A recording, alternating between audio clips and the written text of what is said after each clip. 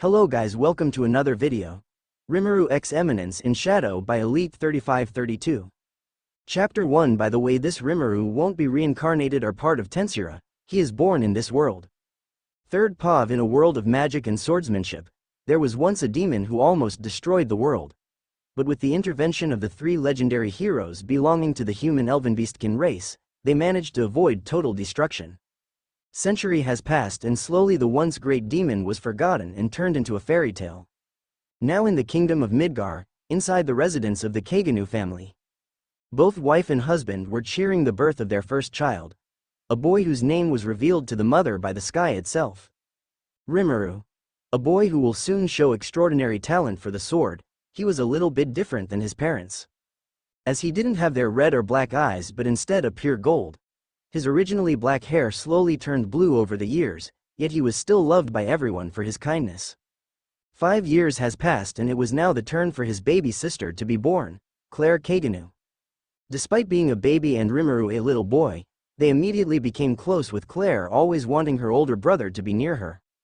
At this point, Rimuru already started to wield a sword and was recognized despite his young age.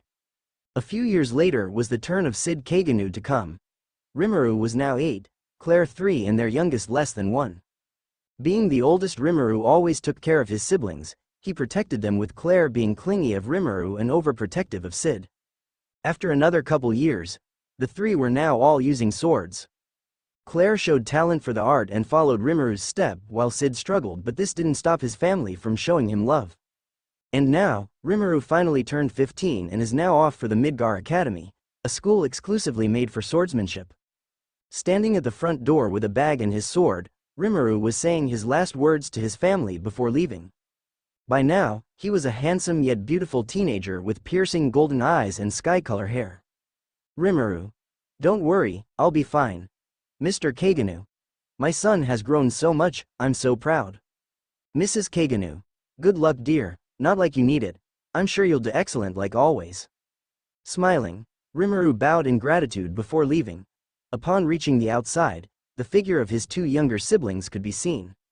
Sid was looking at his brother with a smile while Claire was on the verge of crying. Ultimately, she broke down and rushed at her older brother for a hug. Claire. Please don't leave, Rimuru. You know I can't do that. Patting and comforting the crying girl, Rimuru smiled gently before grabbing her shoulder and separating her from him. He then bent his knee until his face was at her level and stared right into her ruby eyes. Rimuru.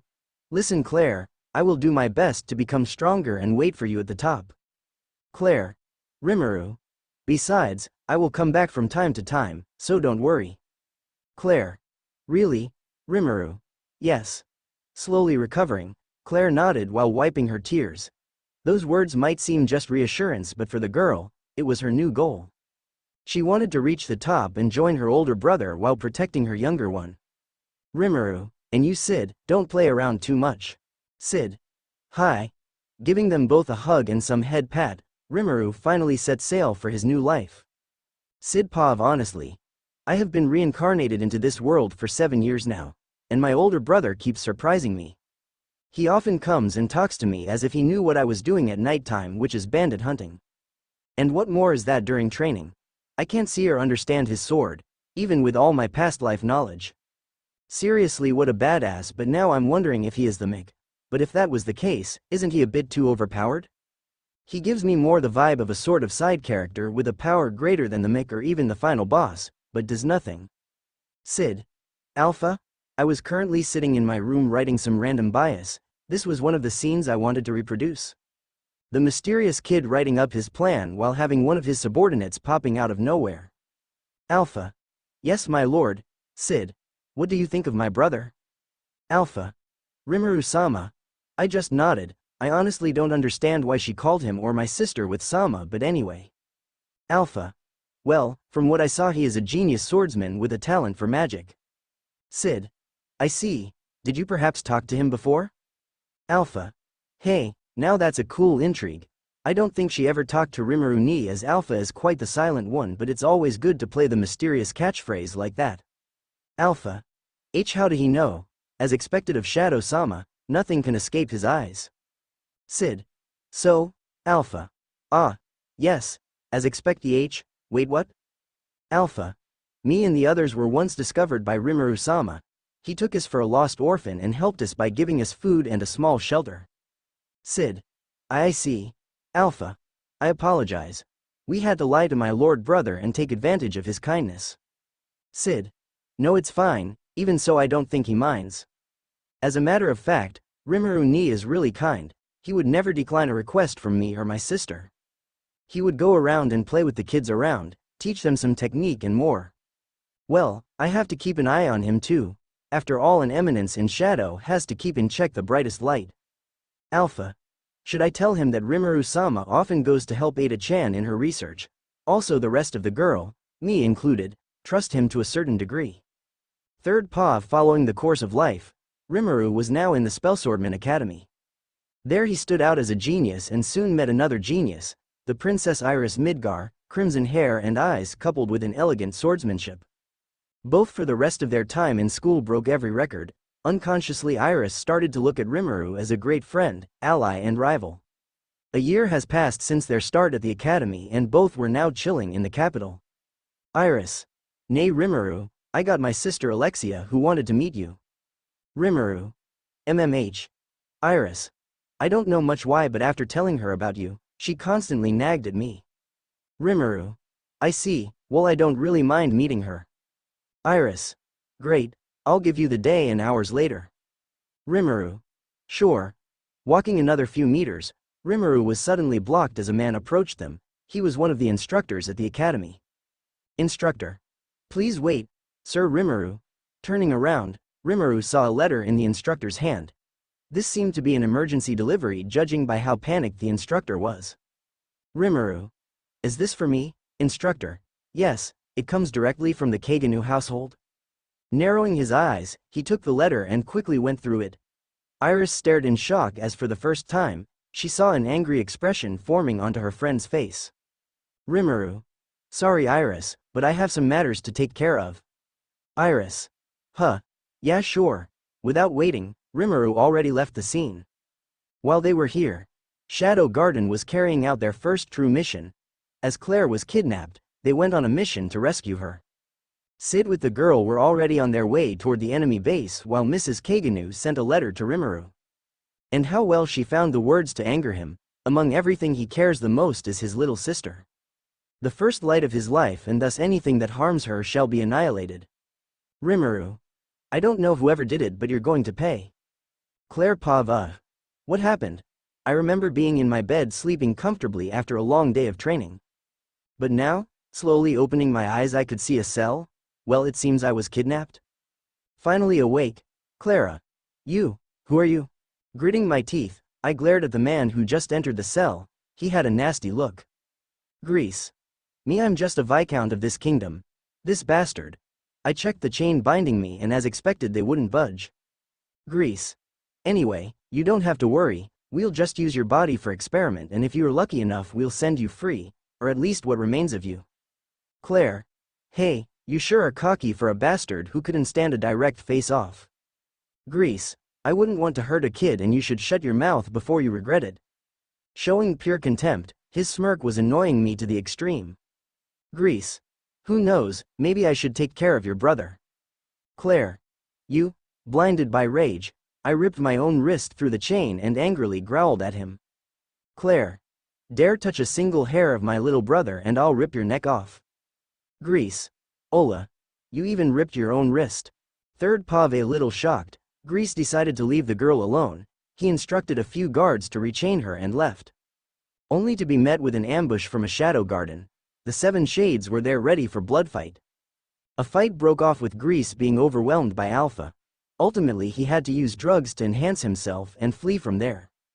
Just to coincidentally meet Shadow on another floor. This was Grease's doom as Shadow was on another plane of power ahead of him. At the same time, the whole castle shook as Rimuru finally arrived there. Rimuru POV. After leaving Iris, I immediately went back to my dorm, grabbed my sword and left the capital for my home. The travel wasn't long as my legs amplified with mana allowed me to move at absurd speed. A few dozen minutes later, I was already at the Kaganu household. I didn't bother to greet anyone and instead bursted inside Claire's room. It was a total mess. The bed was returned and most of the furniture was broken. Rimuru. TCH. Mom, Rimuru, you are already back? Turning behind, I saw my mother. She had Dad in an earlock and they didn't appear much stressed. Damn it, their personalities are just too chill for a situation like that. I ignored them and went toward my next destination, which was Sid's room. This boy hides his strength, I know it. He doesn't seem to have ill intentions though, just wants to have fun, even so he probably knows something about the kidnapping. Rimuru. And bingo. I smirked as I stared at a map of the entire kingdom on my little brother's desk. There was a single knife planted on a specific area, along that multiple document. Going through them I learned about some strange thing. It was written in a coded way and it took me a few minutes before I could roughly understand them. Anyway, it reports something about a cult and some of their base, though it seems this all are written under the form of a hypothesis. Rimuru. Anyway, I should leave for this base. With that, I departed for the north, and how right was my deduction, I reached a castle hidden in the mountain. The emblem on the wall is from Viscount Greece, a guy who was humiliated by Iris back then. He lost most of his pride and after an unknown personal event, he seems to have backed down from the noble stage a little. Rimuru. Let's end this now. I landed directly through the wall, shaking the entire building at the same time. But unexpectedly, most of the guards were already down, either unconscious or dead. Rimuru. MMH. Those slash and mark. It isn't part of any swordsmanship established. What more is that they are way too accurate. I shook my head and continued running. There were a few bursts of mana, and one of them seemed awfully familiar. Ultimately I found the cell where Claire was held. I winced in anger as I saw her state. She was unconscious with a few bruises and a major injury on her wrist. Rimuru. Damn it. I took out my sword and quickly destroyed the chain before catching my sister's body.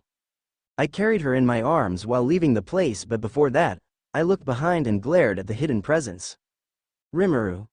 You can come out, I know you are there. Seeing no response, I sighed and sent a few spikes of mana toward the wall, forcing them to move. And surprisingly, the one who came out was a blonde elf. I remember her, I once saw her in the surrounding of the family mansion. She was accompanied by 6 other girls and I helped them a little after they explained to me their situation. Rimuru. So it's you. I already knew you girls weren't normal, but to think we'll meet in this kind of place. Alpha. Yes, though I didn't expect you to see through our cover. Rimuru. Tell me the truth, are you the one that kidnapped my sister? Glaring at her, I also carefully watch out for the 6 other presents behind her still hidden. Alpha. Would you believe me if I said no, Rimuru? MMH, I would. Alpha. Huh? It seems my answer shocked her. Over the years after I met them, I stayed in contact somehow. Taking news from time to time, and among all of them I found myself a little interested in the girl named Ada. She was a scientist and loved research. I passed and worked with her a lot of time, with that I know that they aren't bad people. Ada is also one of the only people who I allowed to enter my room and have access to its library and my personal research. Rimuru. Anyway, I don't know what you are doing here, but be careful. I turned away and decided to not mention the information I found in Sid's room. Alpha. Hi. Third paw moving through the forest, Rimuru was carefully holding his sister. He was thinking about what just happened and the best he could deduce is that the girls are part of an organization whose goal is to defeat this cult. The Viscount Greece was part of the cult and for whatever reason, they had to kidnap Claire. Rimuru. I have to watch out for this cult now. Claire, MMH. Lost in thought, it was already past midnight and he was still halfway to the family mansion. And Claire already seemed to wake up. Rimuru however didn't mind it and continued to walk. Claire. Where am I now? Rimuru. You're in an isolated forest with a handsome brother of yours. Claire. Finally snapping back to reality, Claire widened her eyes as a blush crept onto her face. She stared at her older brother's face shining under the moonlight piercing through the leaf. Claire. Rimuru. Yup, it seems you went through something. I'm sorry for not being there early. Claire. Ah no, it's my fault for being careless. A little agitated, she tried to get off of this embarrassing position but her body refused. She closed her eyes, wincing in pain. Rimuru, don't move. Claire. Hick. Tightening his hold, Rimuru took careful care to decrease her pain. As for Claire, she finally abandoned and just went with the flow, Around Rimuru she acted shy and actually like a little girl. While with others, she appears like a strong woman. If anyone would see her right, they wouldn't believe it's the same girl as the talented swordsman. But right now, she doesn't want to think about all that. It has been over 6 months since she last saw her older brother. And frankly, she missed this feeling of being close to him. Claire. I'm sorry. If I was a little stronger, I wouldn't have bothered you. Rimuru. You are my sister. Even if you were held on the other side of the world, I would have come. Unconsciously, a smile formed on Claire's face. She pushed her head close to her brother's chest and felt secure there. Claire. I see. Thank you. After that, Rimuru walked in silence until he reached the household just before the sun made its appearance. Later, everything went back to normal. Rimuru returned to the academy. Claire continued her training and Sid. Well, he was being Sid.